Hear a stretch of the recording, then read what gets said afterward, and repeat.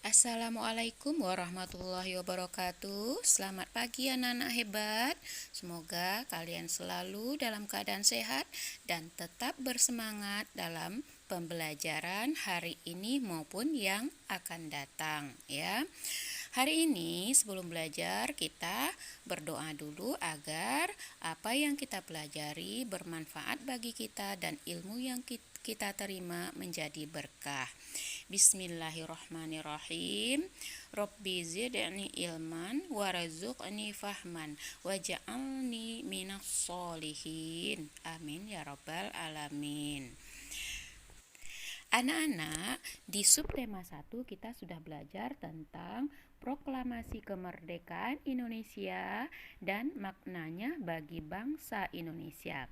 Kita sudah mengetahui bahwa proklamasi bangsa Indonesia dibacakan pada tanggal 17 Agustus 1945 dan sejak saat itu kita merupakan negara yang bebas dari penjajahan. Usaha meraih kemerdekaan telah diusahakan oleh para pejuang dan pahlawan bangsa kita dengan semangat kerjasama, persatuan dan kesatuan, pantang menyerah dan rela berkorban. Nah, inilah tokoh-tokoh pahlawan kita sebagian yang bisa kita lihat di sini yang terlibat di dalam penyusunan teks proklamasi kemerdekaan Indonesia. Anak-anak, setelah proklamasi kemerdekaan Indonesia, seharusnya bangsa Indonesia telah merdeka dan terbebas dari segala bentuk penindasan serta penjajahan. Namun, kenyataannya tidak demikian. Bangsa Indonesia masih perlu berjuang mempertahankan kemerdekaan Indonesia. Bangsa Indonesia masih berjuang mempertahankan kemerdekaan Indonesia itu dari gangguan bangsa asing yang datang seperti pemerintahan Belanda yang datang kembali ke tanah air kita. Kedatangan ini disambut dengan berbagai bentuk perlawanan oleh bangsa Indonesia sehingga sejak tahun 1945 sampai 1950 telah terjadi berbagai macam pertempuran di berbagai daerah antara pihak Indonesia dengan pihak Belanda yang dibantu oleh pasukan Inggris. Perjuangan pun berlanjut dengan tujuan untuk mempertahankan kemerdekaan Indonesia yang telah diproklamasikan.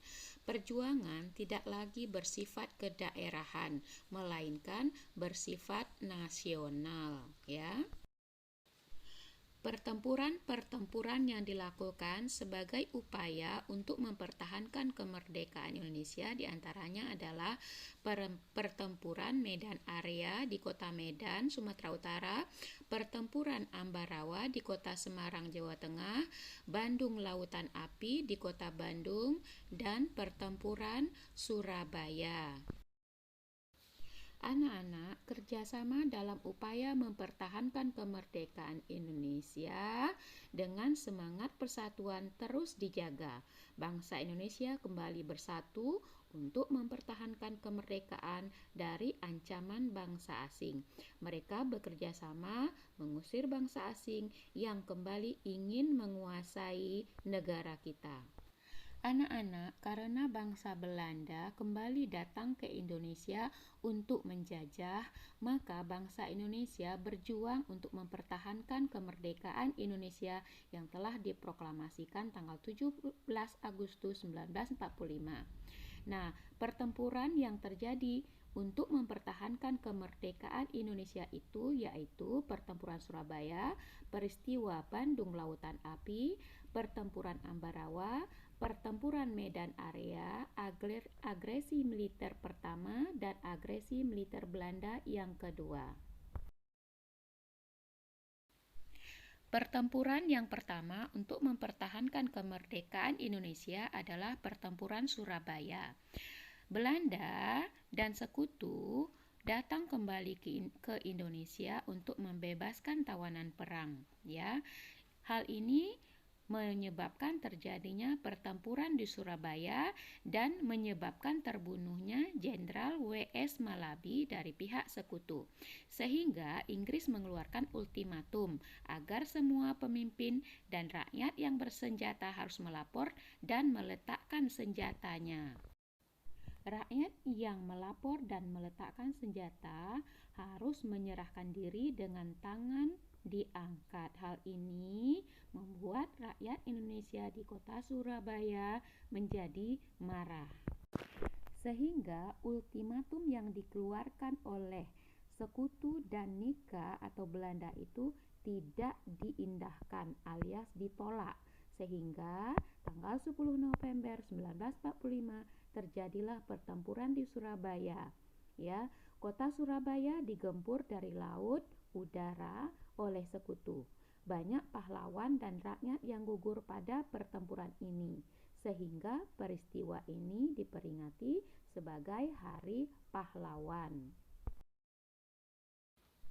Peristiwa untuk mempertahankan kemerdekaan Indonesia berikutnya adalah peristiwa Ambarawa. Pertempuran Ambarawa terjadi karena pasukan Sekutu yang dibonceng oleh Nika membebaskan tawanan perang dari pihak Belanda dan memberi mereka senjata. Sehingga terjadilah pertempuran di Magelang. Namun dapat dihentikan setelah adanya perundingan antara Insinyur Soekarno dan Brigadir Betel dari pihak Sekutu. Namun perundingan ini diingkari oleh pihak Sekutu.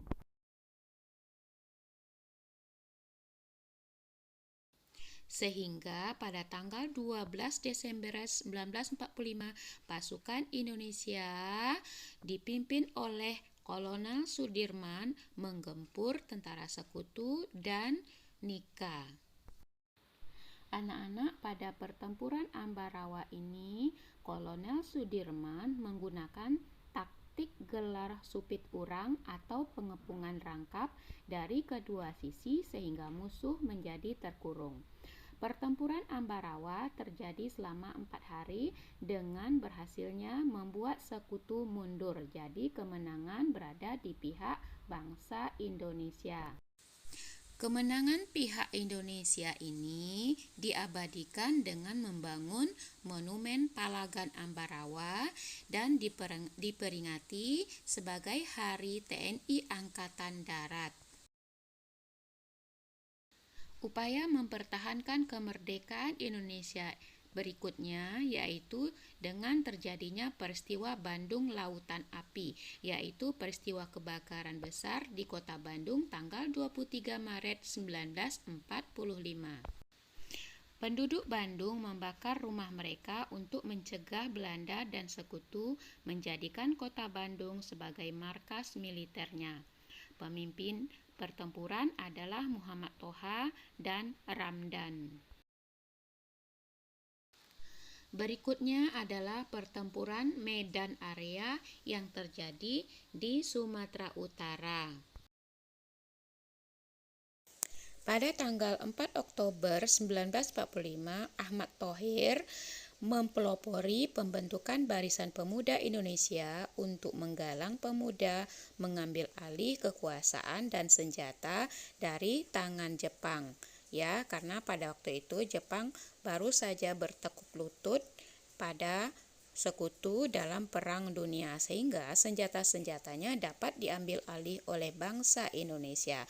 Namun hal ini membuat tentara Sekutu dan Belanda menjadi marah, sehingga pecahlah pertempuran tanggal 13 Oktober 1945. Pertempuran ini dikenal dengan nama Pertempuran Medan Area. Pada saat itu, tentara Sekutu mengeluarkan ultimatum melarang rakyat Indonesia membawa senjata dan menyuruh menyerahkan kepada Sekutu. Dikatakan pertempuran Medan Area karena Belanda memberi batas-batas atau area-area pada kota Medan. Nah, hal ini menjadikan bangsa Indonesia marah dan pertempuran tidak bisa dihindari. Korban berjatuhan di kedua belah pihak. Peristiwa berikutnya dalam upaya mempertahankan kemerdekaan Indonesia adalah terjadinya agresi militer pertama. Agresi adalah serangan mendadak yang dilakukan oleh Belanda terhadap bangsa Indonesia. Pada tanggal 21 Juli 1947, Belanda menyerang secara mendadak daerah-daerah Indonesia. Belanda menyerang secara serentak daerah-daerah Indonesia, termasuk kota Yogyakarta yang menjadi ibu kota negara kita pada saat itu. Penyerangan Belanda tersebut yang secara serentak dan mendadak itu dikenal sebagai agresi militer Belanda yang pertama. Akibat peristiwa itu, Australia dan India mengecam wakil-wakil mereka di PBB, mendesak agar masalah Indonesia dibahas dalam sidang Dewan Keamanan PBB. PBB menerima tanggapan wakil kedua negara tersebut. PBB merupakan organisasi terbesar di dunia yang merupakan singkatan dari Perserikatan Bangsa-Bangsa. Dengan dimasukkannya masalah Indonesia di dalam sidang PBB, maka pada tanggal 14 Agustus 1947 secara resmi berakhirlah agresi militer Belanda yang pertama di Indonesia. PBB membantu menyelesaikan persengketaan Indonesia dengan Belanda dengan membentuk Komisi Tiga Negara yang disingkat dengan KTN, yaitu negara Australia, Belgia, dan Amerika Serikat. Namun anak-anak, tak lama setelah itu terjadi lagi serangan mendadak, yaitu agresi militer kedua yang dilancarkan oleh Belanda pada tanggal 19 Desember 1948.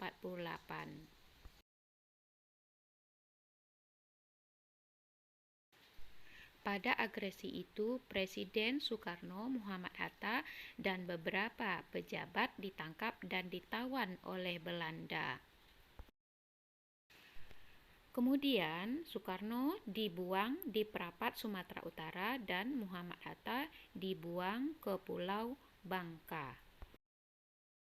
Pada agresi militer kedua ini, Belanda berhasil menguasai Yogyakarta dan menahan pemimpin-pemimpin bangsa kita. Belanda mengumumkan kepada dunia bahwa RI sudah tidak ada lagi. Hal ini tentunya membuat para TNI, yaitu Tentara Nasional Indonesia, menjadi marah. Sehingga pada tanggal 1 Maret 1948, TNI dan rakyat melancarkan serangan umum dan berhasil menduduki kembali kota Yogyakarta selama 6 jam. Anak-anak, usaha bangsa Indonesia untuk mempertahankan kemerdekaan Indonesia telah dilakukan dengan jalan pertempuran menggunakan senjata. Namun, usaha lain juga dilaksanakan, yaitu secara diplomasi atau dengan cara melakukan perundingan-perundingan, ya. Nah, perundingan itu antara lain ada 4, ya. Perundingan itu antara lain Perjanjian Linggarjati, Perjanjian Renville, Perjanjian Rumroyen, dan Konferensi Meja Bundar. Usaha diplomasi pertama yaitu dengan melaksanakan Perjanjian Linggarjati, yaitu pada tanggal 15 November 1946 sampai 25 Maret 1947. Perjanjian antara Belanda dan Indonesia itu dilaksanakan di daerah Linggarjati, Jawa Barat. Hasilnya, Belanda mengakui secara de facto wilayah RI, yaitu Jawa, Sumatera, dan Madura. Artinya, wilayah atau pulau yang diakui oleh Belanda milik Indonesia hanya 3 saja, anak-anak. Ya, semakin sempit, sementara pulau-pulau lain diklaim adalah milik Belanda. Berdasarkan hasil perundingan Linggarjati, Belanda harus meninggalkan wilayah RI paling lambat tanggal 1 Januari 1948. Belanda dan Indonesia sepakat membentuk RIS, yaitu Republik Indonesia Serikat, yaitu milik dua negara Indonesia ini, yaitu Indonesia dan Belanda. Dalam bentuk RIS, Indonesia harus bergabung dengan persemakmuran. Upaya diplomasi berikutnya yaitu dengan melaksanakan perjanjian Renville, ya. Tahun 1947. Perjanjian ditandatangani tanggal 17 Januari 1948. Hasil perundingannya yaitu Belanda hanya mengakui wilayah Indonesia atas Jawa Tengah, Jogja, Sumatera sebagai bagian wilayah Indonesia. Dengan demikian, wilayah Indonesia hanya sedikit, ya anak-anak, semakin sedikit daripada perjanjian Linggarjati tadi. Kalau Linggarjati ada 3 pulau besar milik Indonesia. Sekarang hanya ada Jawa dan Sumatera saja, ya. Berdasarkan hasil perundingan Renville tersebut, tentara Republik Indonesia harus ditarik mundur dari daerah yang telah diduduki oleh Belanda, ya. Usaha diplomasi yang ketiga adalah Perjanjian Rumroyen, yaitu tanggal 14 April 1949 sampai 7 Mei 1949. Perjanjian Rumroyen ditandatangani di Hotel Des Indes, ya. Perundingan Rumroyen ini bertujuan untuk menyelesaikan masalah mengenai kemerdekaan RI sebelum KMB di Den Haag. Nama perjanjian ini diambil dari kedua pemimpin delegasi, yaitu Muhammad Rum dan Herman van Rooyen. Hasil dari perundingan Rumroyen ini adalah Angkatan Bersenjata Indonesia akan menghentikan semua aktivitas gerilya. Berdasarkan hasil perundingan Rumroyen, pemerintah RI dikembalikan ke Yogyakarta dan Angkatan Belanda akan menghentikan semua operasi militer dan membebaskan semua tawanan perang. Usaha diplomasi berikutnya adalah Konferensi Meja Bundar yang disingkat dengan KMB. KMB dilaksanakan tanggal 23 Agustus sampai 2 November 1949. Hasil KMB menyatakan bahwa Belanda mengakui Republik Indonesia Serikat sebagai negara merdeka dan berdaulat. Berdasarkan hasil dari KMB, status Irian Barat yang belum menjadi bagian dari Kepulauan Indonesia akan dibicarakan setahun sesudah pengakuan kedaulatan. Kemudian akan dibentuk Uni Indonesia Belanda. RIS mengembalikan hak milik Belanda dan memberikan hak konsesi dan izin baru untuk perusahaan-perusahaan Belanda yang ada di Indonesia. Kemudian segala utang Hindia Belanda ditanggung oleh Republik Indonesia Serikat, dan Angkatan Bersenjata Belanda akan menghentikan semua operasi militer dan membebaskan semua tawanan perang, yaitu orang-orang Indonesia yang ditawan oleh Belanda. Demikianlah anak-anak pelajaran IPS hari ini. Wassalamualaikum warahmatullahi wabarakatuh.